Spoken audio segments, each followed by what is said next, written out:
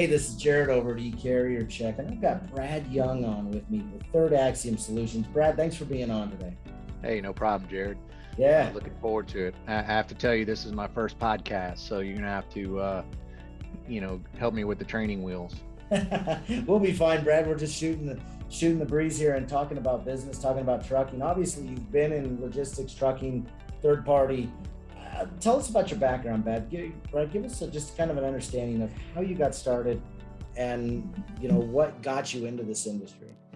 Sure. I think like most people that have been in the industry for a while, I don't know that I necessarily set out to get into transportation and logistics. I went to school and studied environmental management and chemistry. So I came out of college as a field chemist for a company called Rollins Environmental that was a division of Rollins Truck Leasing. So I did, I guess, jump in for somebody in the transportation industry, but through consolidation, Laidlaw Environmental bottom out. So first job out of college, I got introduced to the real world and got laid off. That and happened. then from there, a friend of a friend's that worked at a placement company said, "Hey, I used to work at a company called Mark 7. You should go to work for them. You can you can hang out, have a job, learn transportation. If you don't like it, you can go find something else." And so 25 years later, I'm still in the industry. That's awesome. So walk us through, obviously you went to work for Mode, or Mark 7 was the previous name, Yeah, right? way back in the day, for those listening to your podcast have been in the industry for a while, absolutely, Mark 7, and kind of went through some various iterations to get to Mode. That's fair. So what did you do at Mode? Like, talk to us about, maybe some networks you ran, or your role, or some kind of the interesting aspects of the scars that you got in our industry. Sure. Yeah. So I started out tracking and tracing rail cars of corn and potato flakes. So when I joined Mark 7, Frito-Lay was, one of their anchor accounts within their corporate operations. And so I joined up as a logistics analyst, making $24,000 a year. And I started tracking and tracing rail cars, making sure that they arrived in time at Frito-Lay's plants across the country, to make sure that they could make Fritos and Tostados and all the baked products. So I got to track and trace rail cars every day. That's insane. And how did that? So obviously, you worked for Mode for many years. Where did you end up at, or what was kind of that end, role with them? Yeah, so I think for me it was it was a very fulfilling journey with Mode. Like I said, I started out as a logistics coordinator, tracking and tracing rail cars, and by the time my time ended at Mode, I was a senior vice president in charge of our technology, strategy and delivery, our managed transportation operation, and then our product lines. So, when you think about transportation companies, products being truckload, LTL, intermodal, international, and parcel, we were providing all those services to our customers. And, at the end of my runway, Mode was a full agent-based organization. And so we were supporting, at that time when we merged with Suntech, probably over 200 plus offices and about $2.2 billion worth of freight, trying to give them the tools to be successful in their daily execution of their business. Man, 2.2 billion under management. Oh my gosh, that's insane. Hey, how do you even manage that? What technology, what tools are you using in order to Yeah, so I just think, data I think over? in the a little bit different perspective, I guess, for an an agent-based organization that size, is that, you've got your operating offices that could be anywhere from, the guy working from his office and home to, I think our largest office had, 5 or 6 locations with probably, a couple hundred people. They're doing the day-to-day execution. So they're making the decisions about moving that freight. What we try to do from a corporate perspective is, give them visibility to that freight, give them visibility to what all is moving, what's going on, what other people are paying, where we're sending trucks, so that we can influence their decision, right, and try to maximize the margin that they were making, because ultimately they got to choose who they wanted to use and execute that load. But we tried to, heavily influence them that, hey, if you do these certain things or you look here, there's an opportunity for you to maximize your margin, right? And in this business, that's kind of the key phrase, right? That's everything. Absolutely. Yeah. Absolutely. So I think that the technology for us to kind of tie back to that question is, we were a MercuryGate user at Mode. So talk about that time, before we merged with Suntech. But, for us, we were a MercuryGate user, and, that system allowed us to go from about $350 million of freight up to, one time, pre-merger, we got to about 1.2 billion. Um, so for us, MercuryGate really gave us the ability to stair step the business and implement technology and get, one, stickier with our customers, but two, give our operating offices insight into the network to try to leverage, that spend to make better and smarter decisions. Yeah, that's crazy. So, I mean, gosh dang, you almost have to have a huge system like MercuryGate in order just to make day-to-day decisions. Was there ever a point where you had so much data there wasn't, you just couldn't do anything with it, or that you Yeah, I just mean, I like, think, how to do this? look, I think there's several cases or discussions, or we could go off into a tangent on buy versus build, right? And so for us, we were a buy shop, not a build. So, part of our strategy and what we needed to do was to, find those innovative companies that have products that we could tie together and put underneath that Mode umbrella, that really allowed us to execute our business. We didn't have a development shop. We were more about being early adopters, providing subject matter expertise to these technology companies, and then pushing them forward, trying to get a discount on development, but saying, hey, we'll help you, we'll be a reference. And then as they started to gain market share, I just hope that we could run faster than the people behind us to the next cool and innovative thing. That's fair. And so that's kind of, getting insight into that network, and we had MercuryGate. We did some things back in the day with RMIS before they got bigger and purchased by Truckstop. We spent some time with Truckstop and DAT and their tools. We implemented a data warehouse and used Tableau. So, I mean, we tried to tie all that stuff together to really give us, an opportunity to have the right technology stack to be successful. I mean, we all know transportation, if you don't get that stickiness, right, and provide value to the customer, then it really just comes down to what is your price point from point A to point B. And so the technology, had to make you operate efficiently, buy better, but it also had to allow you to get sticky with the customer, whether it's through portals or reporting or dashboards, or how do you make yourself indisposable? Yeah, isn't that the truth? Just being able to hold on to clients sometimes in this environment is a little challenging, that's for sure. Uh, Obviously, your journey took you to a startup. You're with Third Axiom now. You've been there for a little while here. Um, Talk to us about, did you have to move? What made you kind of go down this road? You were with a huge company, and you're like, I'm going to a startup. Let's get it done. Yeah. So, my time, I guess I've broken it down to, you live by private equity, you die by private equity, right? We reached a point where, Yeah. MercuryGate had gotten us to the point where we were at and allowed us to build the business, but we did take that leap to try and find technology where we controlled the platform, and, we had development so that we could take advantage of things like, AI, machine learning, things like that, right? Because we wanted to innovate, we wanted to move faster with the development and control that roadmap. So with the merger of the two companies, it moved in a different direction, and so we parted ways, and I got an opportunity to, think about what I wanted to be when I grew up, right? Um, I kid with people because, you have those days working for any type company where you're like, man, I wish they would just let me go and I'd get 6 months or something to go, do what I wanted to, travel, take some time off and re-energize. Everybody says it in jest, right? Right. Well, it actually happened to me. And so I'm like, okay, what am I going to do? Well, it just so happened to be right when everything was shut down for COVID. So I was stuck at home. I couldn't go travel. I couldn't go, do the things that you might do with your family. Luckily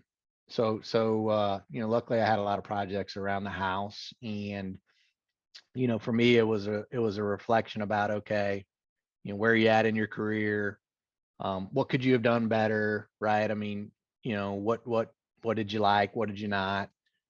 What are the lessons learned? So a lot of skull sessions, but ultimately for me it boiled down to, I love technology. I love putting the pieces of the puzzle together to try to move the business forward. We all recognize that automation, AI, machine learning, tying networks together. I mean, all that technology is coming to bear in our industry. And so for me, it was an opportunity to do two things, right? One is, I'm an idea guy. I've always been able to surround myself with good teams that can work with me to execute my ideas. And find that balance. So I wanted to run with technology and ideas and be the subject matter expert for our industry, because there is a lot of people coming in that think they can disrupt the industry, that don't have the experience. They may have the tech experience, they know how technology works, but I don't think it's as easy as just implementing technology in our industry and displacing intermediaries or what have you, right? Yeah. And so for me, I saw an opportunity for, my subject matter expertise in the business, but then also, as I talked to you before we started, is, I've been blessed with the ability to understand technology and how it can impact the business and move it forward, and translate that between operations, business, and the technology side, but also get in front of a customer and, talk to them about their business problems and how we would deploy technology to help them move their business forward. And so I said, you know what, that to me is what I want to do. I want to go find somebody that needs expertise in this market, that has a cool product, where I can bring that expertise to bear. I've been fortunate to make some contacts in the industry, and even though I never really had a formal sales role, I was always selling, right? Whether it was to the agents, or they'd bring me to talk to their customers, or we started selling MercuryGate and managed transportation. So I wasn't necessarily uncomfortable in front of the customer. Right. And so that's where it came around to being a longtime user of MercuryGate. I'd developed some deep relationships with the MercuryGate team. I would tease Monica Wooden and Steve Blau, the founders of MercuryGate. I'd be like, my ideas have added tens of millions of dollars to your purchase price. You ought to be, giving me some stock or something. But through that, I developed some relationship with some of the early employees at MercuryGate, and those guys that built the MercuryGate platform were getting the itch, and I just happened to reach out to them to the right time. And Tim's story, the unique individual he is. He was going into business with them as well, and Third Axiom was formed, and it just happened to be one day me cleaning out my text messages and seeing a text from Brian Armieri and just checking back in with them to say, hey, I'm no longer with Mode. What are you guys up to? And so that's when I jumped on board. Yeah, that's awesome. So break down Third Axiom Solutions. Who are your clients? What is it that the solution that you provide? And obviously I love your tech background and how you say that, how technology just essentially can help kind of bring ops and sales together. Yeah, because I'm an ops guy at heart, right? So I guess I'll tell you how I got into technology is that it goes back to my early days. I was the ops guy. At Mode, we were on an antiquated billing system called MBS, and it was back in, I think, early 2000, and we were one of the first early adopters of Glog before it came OTM. And system implementations are always tough, and I mean, I think we had went through 2 or 3 of them and we were struggling. I just happened to take on ownership of being a project manager and then the manager of a Frito-Lay logistics command center. So back in the early 2000s, they centralized all their transportation decisions and took it out of the field, at least on the outbound finished goods and packaging and seasoning and co-packaging stuff. And so, I was actually on site and we were doing a system implementation and we don't want a lot more business and ramping up another $20 million of business in a new system, man, we were getting killed. Yeah. And it wasn't like I could hide in headquarters. I was actually on site at Frito-Lay. So those people would come to my cube and right. And so at that point we got through that, but it just, we needed something that could, allow the business to grow, right, and be successful. And so that's when I raised my hand and said, look, I'm tired of being on the receiving end of these failed system implementations. Let me go find the system that's right for us. And so that's how I translated from an ops background, right, and running operations into more the technology side. So from that standpoint, then I went out, we did a deep search. And at that time, MercuryGate was they'd been around since 2000, but they were still, slowly gaining traction. And, we partnered up with them. And so my boss at the time said, hey, you did such a great job finding the system. Why don't you go implement it? So that's a story for another podcast. But Yeah. From that point on, the build strategy came into, and we put a team together to then, manage and implement the technology. So that's kind of the background of how I got into technology. That's cool. I love that.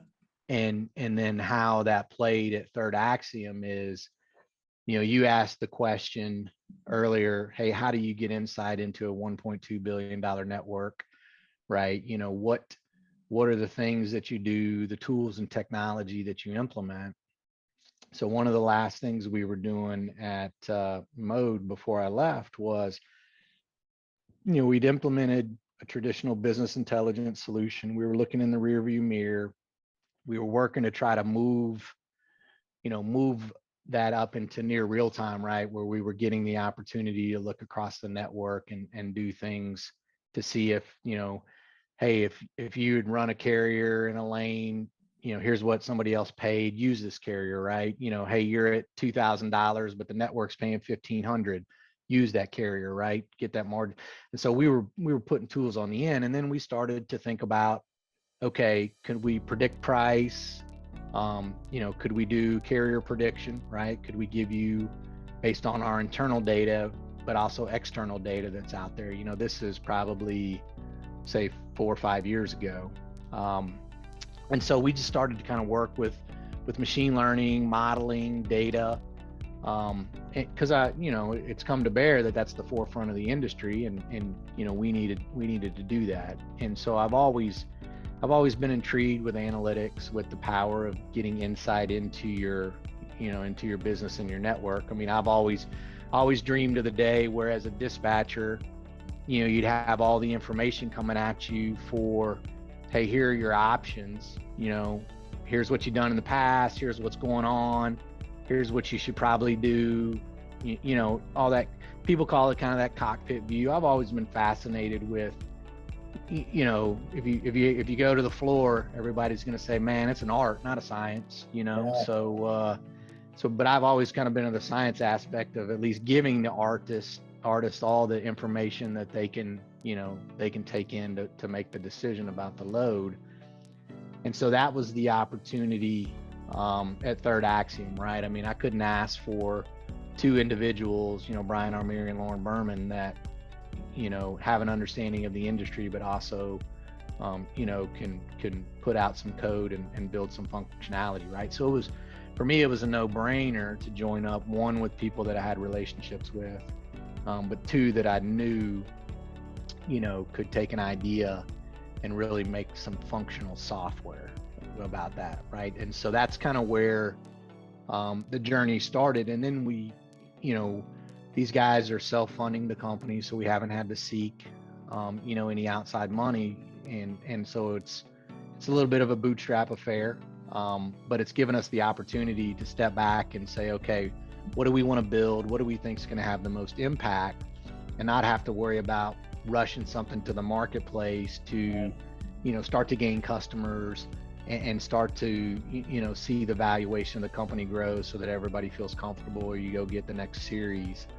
And so that's what we did in 2021, is we really took the time to, talk to some what we call key customers, who ended up being people that we had relationship with, that let us come in, sit down with them, see their problems, see their technology stack, talk to their teams, and really understand, what their problems were.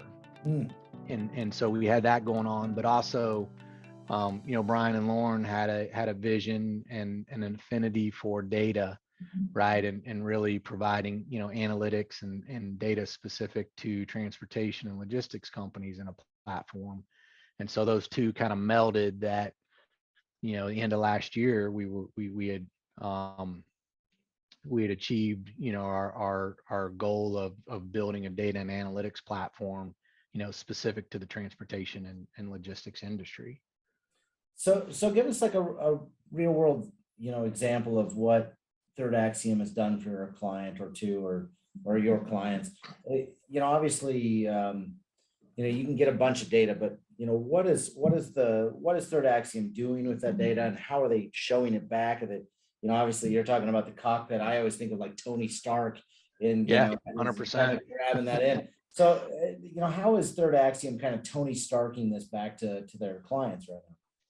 Yeah, so I think there's kind of three value propositions that we're working to attack the market and our customers with, right? Is one, from my own experience, but then two, seeing it in the industry, is that there are companies out there, brokers or 3PLs, that have no reporting, no analytics. Look, they've got their spreadsheet warriors and wizards that, the extracts come out of the operating system, and those Excel does masterful things with that data, right? And so we felt that there was an opportunity for us to provide, data and analytics really as a solution to those brokers and 3PLs. So the first step for really anybody to get insight into your business, right, or to improve performance, is you gotta get access to the data, right? You gotta visualize that. So for a few customers, and really the other ones that we're working to attract, is, we've provided, a data warehouse that has a transportation centric data model, with an integration workbench to integrate to any operating system, whether it be, an off the shelf TMS or your proprietary system, to bring that data in. And we put together pretty simple, logic and expressions to clean and transform your data, and then we put the visualization on the top, right? So the base is, allowing people to start that data and analytics journey to get some competency and bring their data in, be able to visualize it, and then be able to see and act on that, right? So given logistics and transportation companies, the ability to even get insight, and so that's kind of that first value proposition, and that part of the market that we're attacking is even, allowing companies to take advantage of their data, right? And look, I mean, I think when people get an opportunity to take advantage of their data, they see what lanes they need to, have better margin in. They see what carriers they should use or they're having success. They get productivity metrics about what, their employees are doing, and it ups their capabilities to get new customers or retain those customers, because we're giving them the ability to also publish dashboards and give access to their customers. So I think in that first piece, that's nice.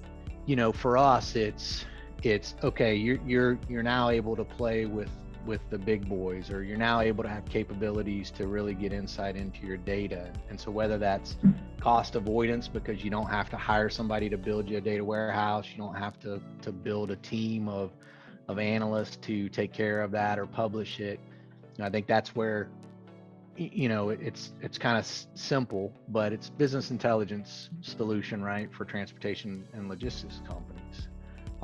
So that's kind of that first area, and that's where we're helping them to get insight about, what lanes they need to take price increases, where they need to use other carriers or bring them in. So it's giving them insight into that data. But when you think about, data and analytics, I often reference that it's a journey, right? So as you take that journey, and I talked a little bit about it earlier, is, all that's looking in the rear view mirror, right? It's already occurred. It's after the fact. Yeah. It's good. It gives you the areas you need to attack, but those things have already occurred. It's in the past. And so that other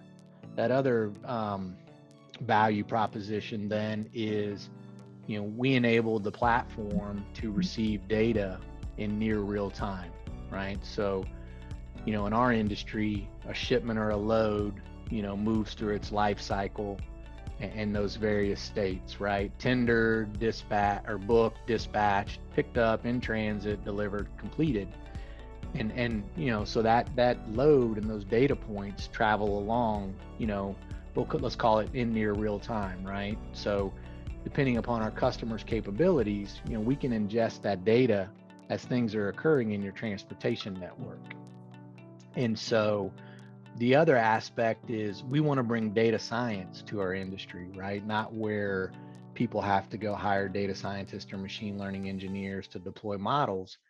We want to build transportation specific models and data science that people can take off of a workbench and deploy on their business, right? So that's that second aspect. We're trying to move your visibility of your network up to near real time and allow you to deploy models, or we call them anomalies, which you can say is akin to exception management, or business expressions that really are looking across your network, right? Not Tony Stark yet, where you're pulling stuff up, Right. but as things are occurring, you can be looking for those things and firing off alerts or publishing dashboards about, low margin lanes and where they're trending, accessorials that are getting out of control if you're managing LTL. Is there consolidation opportunities? We've developed some functionality for shippers in this environment where carriers are turning back loads that they own, and trying to track that so they can track when it's happening and how they go address that and save money. So that Tony Stark analogy, I think, is a great one, and we've moved it up to where you're looking at things in real time, and we're augmenting their operating system to bring things to their attention so that they can take action and we can notify them of that. Yeah, that's cool. I love that, Brad. You know, something that I'd be curious to ask, and then this kind of just as we wrap up here, I'd love to know. I had the opportunity yesterday to meet with a bunch of students at Georgia Southern, finishing up and beginning, depending on where they were at in their journey, but they were all in supply and logistics. And I don't necessarily have, I've got 14 years of experience, but not where you're at. And a lot of these kids actually said, it was kind of interesting. They said, I'd like to work for a huge company where they manage billions of dollars of freight. And I wish you'd have been on, to be honest with you, because it'd have been interesting to hear what advice would you give those kids, if, looking back over your career, what advice would you give those kids? Yeah, if I had it to do over again, I would have quit the corporate world and became an agent and built my own business, right? And been afforded the opportunity to be my own boss, kind of like what you've done. Like I said earlier when we were talking before our meeting, I still have a little bit of a safety net because I am drawing a little bit of a salary. So I've got some founders that have put the skin in the game. But I think entrepreneurship and being your own boss, and I guess it's cool to see billions of dollars of freight and to get an opportunity there. And I think that's a career path that can be very rewarding. There's something to be said about being your own boss. For me, it's getting an opportunity to work with cutting edge technology and bringing that to bear. Or learning how to scratch and claw to build something successful. So I would have told him from my experience, I gained a lot, and there was nothing from working for a large corporation and taking that journey. But there's also something about being your own boss and seeing what you can build and getting the fruits of that labor. Yeah, that's cool. I mean, love I it. was always the classic guy that, you know, there's that business IT struggle, right? Where you can't get stuff done in those larger organizations. Yeah. And that used to frustrate me to no end, right? And so, I mean, there's a certain amount of inertia, and there's a certain amount of people being comfortable in their positions, and there's a certain amount of, you may want to move fast, but you can't always do it.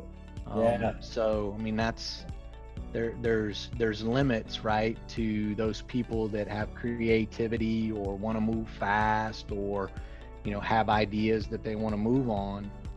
You know, there's a certain structure that you got to go through, and that can be frustrating sometimes. Yeah, absolutely. Um, Brad, I love what you're doing at Third Axiom. I think it's important that people are looking at their data. How do people get a hold of you? How do people find you? What's the best way to touch base with Yeah, you? so brad.young at thirdaxiom.com, so AXIOM.com, or you can go to thirdaxiom.com, our website, and you know, hit us up through our various forms to get on. That's awesome. Brad, I love your insight on technology. I've enjoyed talking to you today. Thanks for coming on. We will definitely catch up a little later. Yeah, when we get that Tony Stark Iron Man suit, I'll let you be the first one to get in there and be moving everything around to book that load. Yeah, that'd be awesome, Brad. I'd appreciate that. You All take right, care, Jared. okay? Yeah, good talking to you.